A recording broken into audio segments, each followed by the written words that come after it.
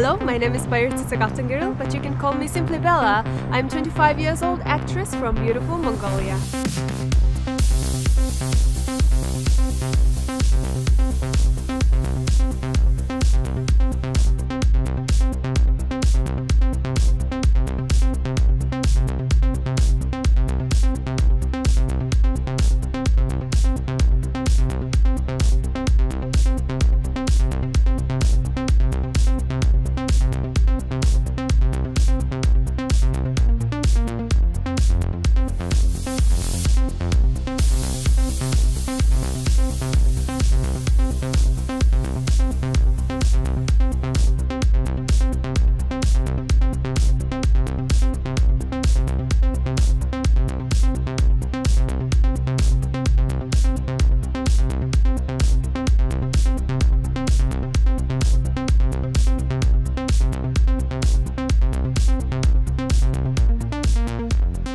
Hello guys, this is Bella. I'm here with amazing creative guys from Swagunir Backstage Studios. I hope that you are enjoying every single moment of your life and never give up and just keep going.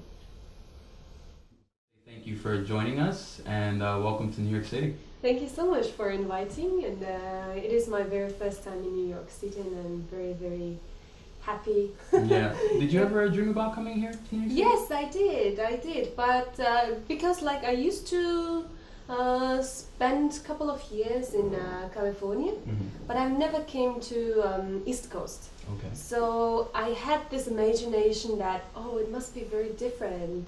So it is different, and yeah, I love it. Yeah.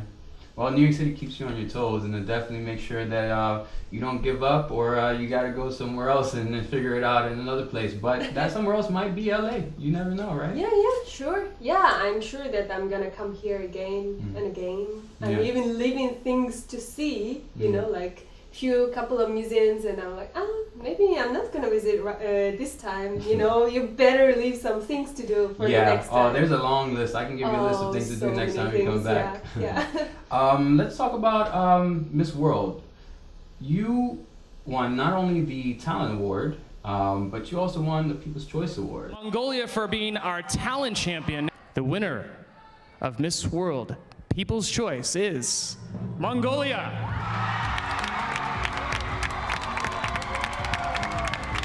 I gotta say congratulations to both of those things because number one, your talent was amazing. Thank you. And winning the People's Choice Award, you know, everyone voted online for you. How does that make you feel? That was incredible because they called top 10 in the beginning, and I was like praying inside, you know, like, please call Mongolia, please call Mongolia. But in 10th place they called South Korea.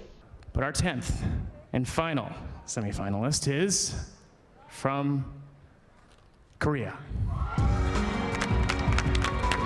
I was like, oh, but they say that, the host say that, but it is not 10 this time. Congratulations to our 10 semi-finalists. Or is it really 10? Because now it is time to reveal the People's Choice.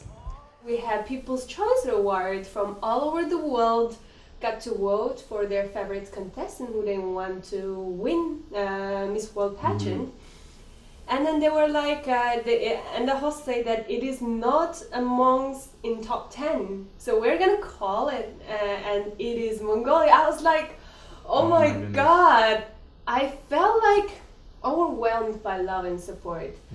I think that if I were called in top 10 initially, I wouldn't have felt that much overwhelming feeling, you know.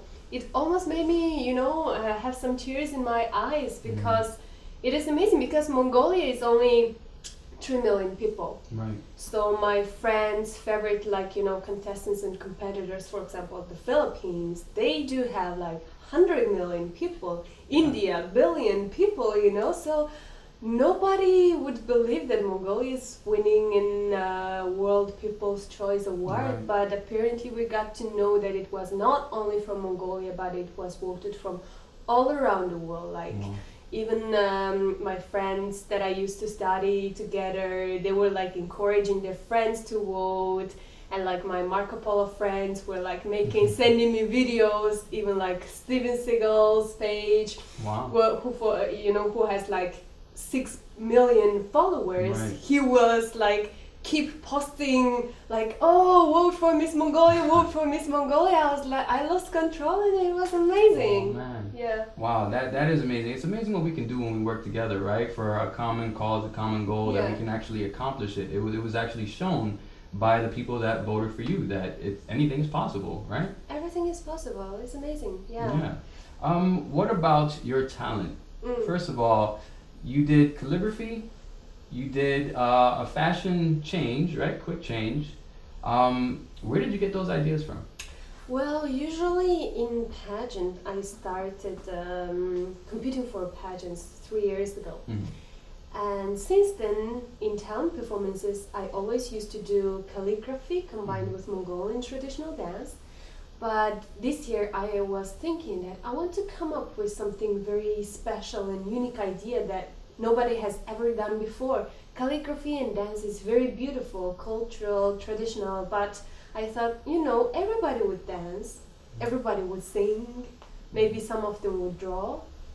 So I wanted to add some element, unique element, and I was wishing, I wish I was a contortionist, for example. That is very cool, but I'm not a contortionist, so it's unlikely that I get to learn how to do this kind of very special abilities in 1 or 2 months. Right. So I was actually talking to one of my friends who was in Mongolian's Got Talent show. So he was a magician, and we were talking about maybe just keeping things that we're already good at and add some element and make it more unique. So we decided to add magic on it, like quick changing clothes, and also like fire magic, and turning paper into like thousands of pieces of paper, snowflakes. So I really liked the idea, but I had that fear that will it really work, because there's so many things that which can go wrong, on set. So I was like, okay, let's do it. And finally it went very good, luckily, and then everybody enjoyed it, and it was great. That's awesome. That's amazing. Let's talk about you. Let's take a step back and go back to the beginning of when you were living in Mongolia and you were a child. What were some of your aspirations then? Were you thinking about acting, modeling, pageantry? Was it at an early age, or was that later on? Yeah, pageantry, I've never thought about it. I was pretty nerdy in my school. But one thing that I used to dream was to become a film director when I was very young. And I had this feeling that something was inside of me, some artistic, creative me, want to get discovered, want to develop myself, but still don't know what exactly it is. So the high school that I used to study was private high school, which was specialized more in science and mathematics. And I spent 10 years studying there, I was a pretty good student, and my parents really thought that I would become a doctor or a scientist. And when I finished my high school, I told them I want to become film director. And my mom was like, what are you talking about? Nobody makes money in film. And also, why did you study for 10 years in science high school, If you wanted to become an artist, and nobody among our family is artists. So you're not going to be an artist? No way. I had to make a decision, First decision, work harder and maybe, get more better position, or quit my job and follow my dream. And I felt like I had nothing to lose that time. I felt young, so maybe that was really good time to quit my job and pursue my dreams. So I quit my job and told my mom that I'm gonna become an actress now. And she was like, are you serious? Because my family thought that I was kind of like destroying my life. They didn't understand in the beginning. But I took my TOEFL and then came to United States. That's how all this acting and pageantry began. And here you are. Yeah, here I am. That's amazing. You took the leap of faith, right? That's what everybody talks about. I was pretty stubborn. I really believed in myself. Committed. Committed is a better Very word. committed. Not so much and stubborn, but you knew, too. right? Yeah, dedicated. Yeah, dedicated. That's very important. In the beginning, I always used to know that I have to be ready to take the struggles. I knew that it's not going to be easy. If it was easy, everybody would do it. Correct. So I was willing to take all those struggles, financial crisis or whatever, competition. So it's my choice, so I have to stand for it. Right. That's amazing. So you were the first one in your family, obviously, to take the leap of faith. And now that you're at this point, what do they think? They really believe in me. So one of the proudest moments in my life was actually last year when I was filming for Marco Polo in Malaysia. So what happened is like it was their 25th years of anniversary celebration. So back then I was filming for Marco Polo, one of the biggest television series in the whole world, Netflix TV show.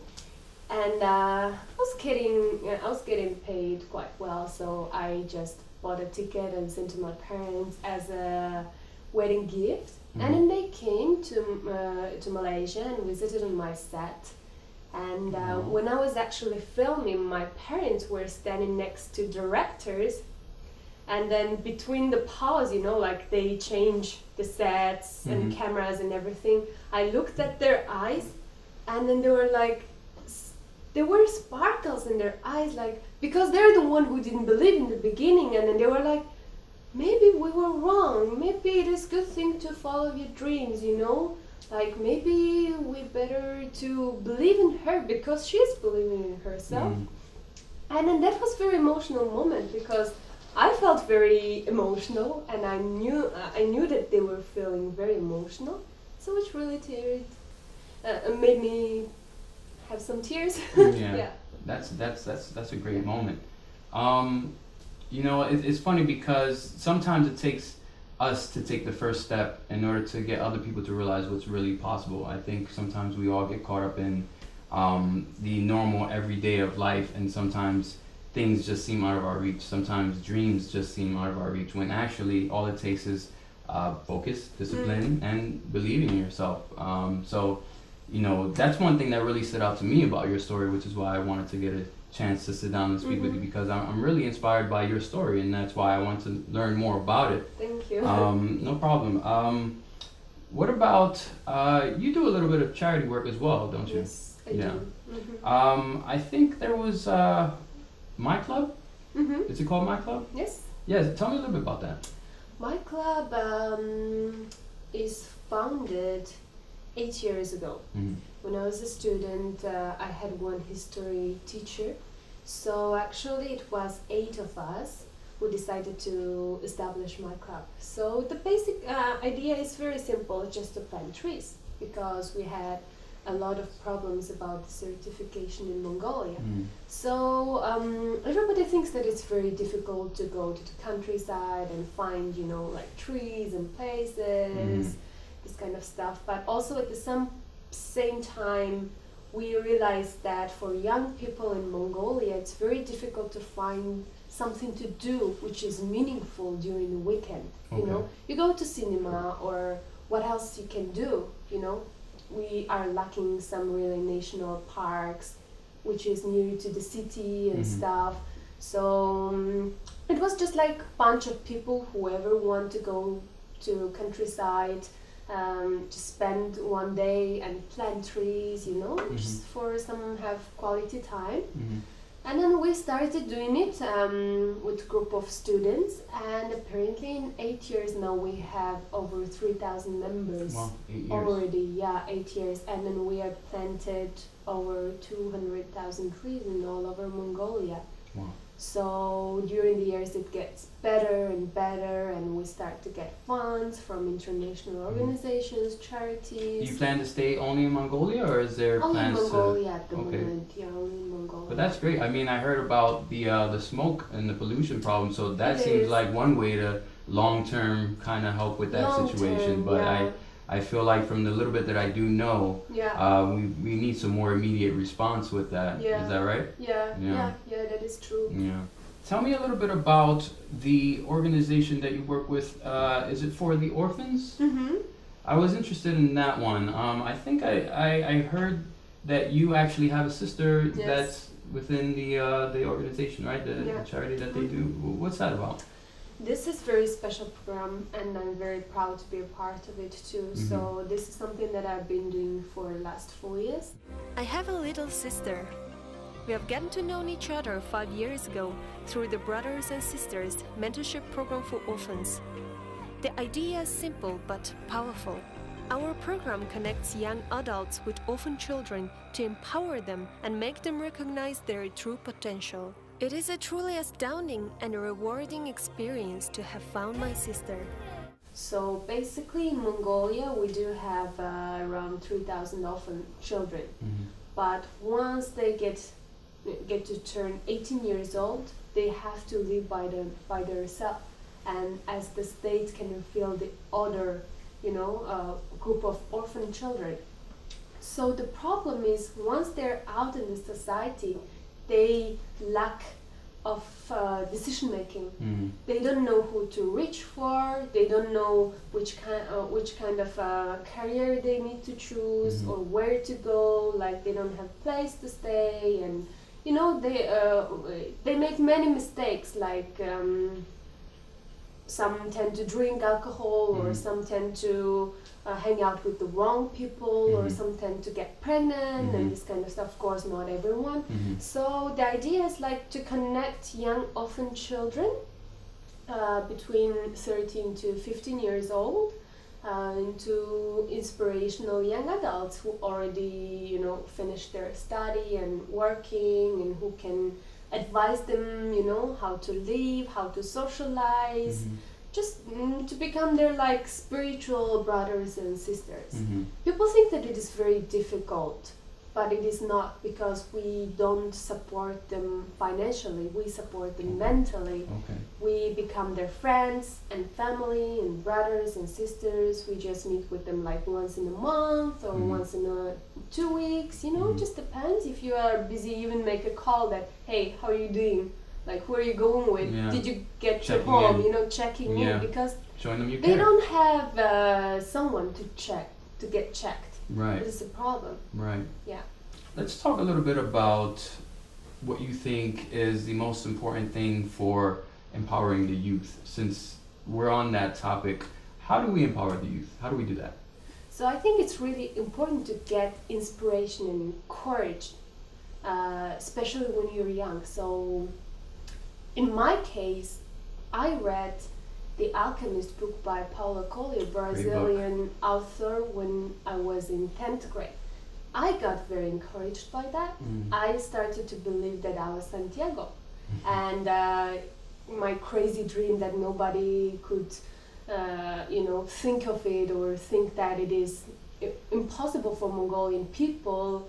I thought that, why not? Mm. The worst case, it will not happen, but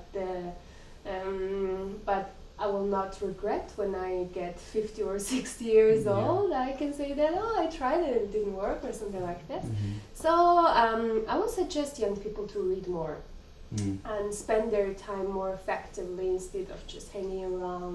There are so many communities Yeah. which you can develop yourself. Mm. So it's very important to have a good company, especially yes. these days. Mind the company you keep. Yeah. Yeah. Yeah. And read The Alchemist, great book, by Yeah. the way. I second that. That is That very helped me good, change right? my life as well, and I recommend that to everybody that watches this. Yeah. Tell me a little bit about one of your earlier castings where you really started to kind of break into the acting industry. So one day I got called to some student film, Mm. which was San Francisco Art Institute student film. So I went there, and then there was one guy, like 50 years old, looking big, huge guy, like.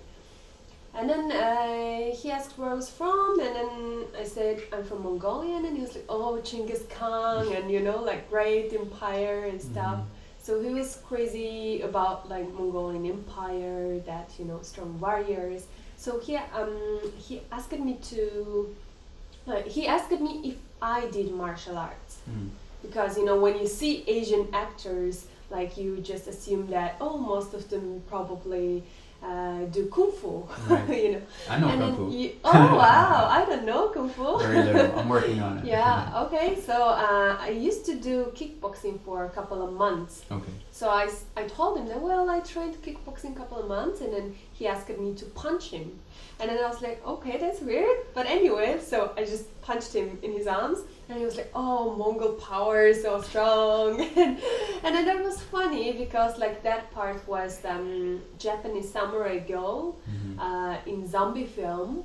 So a couple of days later, I got a call that I was accepted for one of the principal roles for that student film. But apparently the guy turned to be the brother of Nicolas Cage.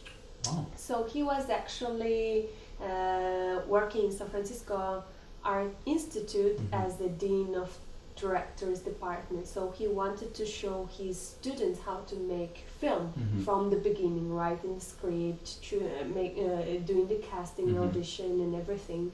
So I got very amazing opportunity to be a part of this film, and I spent almost 1 month living in North Beach, like filming with all those crazy students and making new friends. And that was a very cool experience. And later he still remembered me, and then he called me one day and then, hey, look, I'm making my own feature film now, which is vampire film, which is pretty funny because the previous film was zombie, and the next one is vampire, all the dark. That's what's in, dark, right? yeah. I was like, and then the co-actors were like Beiling and Michael Madsen. I was like, wow, really? And then of course my part was very small part, which is Mongolian vampire. I don't know what is Mongolian vampire. So it was lesbian Mongolian vampire, which I'm sure that nobody will ever find it again. Very unique part. And I was like, yeah, sure, I'll do it. And then things started to get better and better. And when I went back to Mongolia, I started getting offers from Mongolian Production. So it's just like building your own portfolio little by little, step by step, with a lot of dedication and hard working, and also with faith. Yeah. And then so later down the road, you got an opportunity to cast for Marco Polo. Tell me about that. One day I saw the notice in Facebook that about Miss Mongolia pageant. So I was like, I felt like something was calling me from inside, and maybe I should do that, why not? And then I just take part in Miss Mongolia and then go back to United States, because it's, of course, that moment I was all about like building my portfolio, right? Of course, right. Trying different things and meeting with people. So I went there. One of the judge was Mongolian actor who was actually the producer from Mongolia to Marco Polo. Okay. So he was like, oh, you used to live in States. Oh, you tried acting. Oh, maybe you should try auditioning for Marco Polo. So that was very amazing opportunity. So I ended up, half a year later, I ended up auditioning for Marco Polo. And 1 year later, I was already in Hungary filming. Wow, yeah. That's a pretty amazing story. So all the way from Mongolia to Marco Polo on Netflix, and then to Miss World. And so what's next for acting? One project which is confirmed at the moment is the Princess Kuturun. So this is actually great granddaughter of Genghis Khan, who was actually warrior princess. So she's very famous and known for being wrestler princess too. So she's very iconic role in Mongolia, and also she's in Marco Polo too. Right. Yeah, I do one of the with leading. Biamba. Yeah, with Yes. Biamba, one of the leading role in Marco Polo. So this is Mongolian production, and of course I feel very honored to portray her character as Mongolian, like princess of Mongolia. That's pretty amazing. So it's gonna be finished filming in next year. Hopefully it will be released 2 years later. I will look forward to that. So where do you think the future of Mongolian entertainment is going now with the success of Marco Polo and Netflix, with the success of Mongolia's Got Talent, and now with the upcoming Mongolia's Next Top Model? What do you think is the future as these doors are opening? Where can it go? Yeah, the world is being more globalized, so it's not circle anymore. Everything is the same to everyone, and I would say Mongolia, I think at some point it's very good that Mongolia is getting more international. We are accepting more international contests, and also we are trying our best to fulfill the quality of those contests, contents as well. So, for example, I've heard that in Mongolia's Got Talent, there was one guy, even he didn't win. I saw that like millions of people watched his video on YouTube channel, and apparently even he didn't win the national show. He became very famous in international level already in one of the most viewed video in 2016. Yes. You're talking about the digital, yeah, the digital dancer. digital background. Yeah, he was everybody. amazing. And then, for example, here in United States, everybody knows Marco Polo, Right. and through Marco Polo, everybody knows about Mongolia. You know, even Marco Polo is not very historical documentary. People are keen to know more about Mongolia, like about our history, culture. They were like, oh, what happened that year? You know, like they want to visit to Mongolia, which is also a great thing because it promotes our tourism. Right. Right? Right. So if there's more projects about Mongolia, I'm sure that people would be keen to visit the country, would be more interested to collaborate with Mongolian artists or come up with interesting ideas, because actually Mongolia is very inspiring place because it's very wild and last surviving nomadic culture. So for artistic people, it's actually very inspirational and meditational place. Yeah. Yeah, and it's interesting because in such a short amount of time, and short meaning like 2-3 years, I mean, you have these few examples of massive success in terms of the ones that we just named, like Marco Polo that came out 2 years ago, season 1. You know, Mongolia's Got Talent is second season is just over. Yeah. So they're just 2 seasons in, and already they're having such massive success and such massive, you know, influence worldwide. I think that that's a great sample, an example, and maybe pre-recognition about where Mongolia can go if we do actually pay attention to the development and pay attention to the infrastructure and actually, you know, kind of take our time but do it right. Yeah. I don't think that because it hasn't been done yet that it can't be done, but I think that if Mongolia does it right, they're small enough to have rapid success, and they're big enough to make some noise. Yeah, sure. Yeah. I totally agree with you. Yeah. What is success to you? Success is I would not define by fame or by money or by status, whatever. Success is something which you believed in yourself, that you could do it, and you felt like you are on the way. Each day you can be successful, I think, you know. Each day you are developing yourself, you are one step closer towards your goal. Each day you are successful. Yeah. Okay, so let's wrap with this then. If you could speak to your younger self, young Bella, what would you say to her? I don't know, actually. That is a very hard question. Maybe I will say to her, enjoy the moment, because sometimes that's what I'm afraid of, because I'm a very ambitious person and I have a lot of dream towards the future, you know, all the time, like, oh, I have to do this and this and this, next year I'm gonna do this, so I have to develop myself like this year. But at the same time, like each passing moment, we have to enjoy it to the fullest, not only concentrating towards the future. Of course, it is very important, but I've had the time that I was mostly concentrated in the future rather than the current time. So I would say, yeah, enjoy the moment and still keep track on your future. Yeah. Great. Well, you hear that. Enjoy the moment, and thank you so much, Bella, for being here and for taking the time to speak with me. I hope to get the time to speak with you again, maybe this year or in the future when you're further along your journey.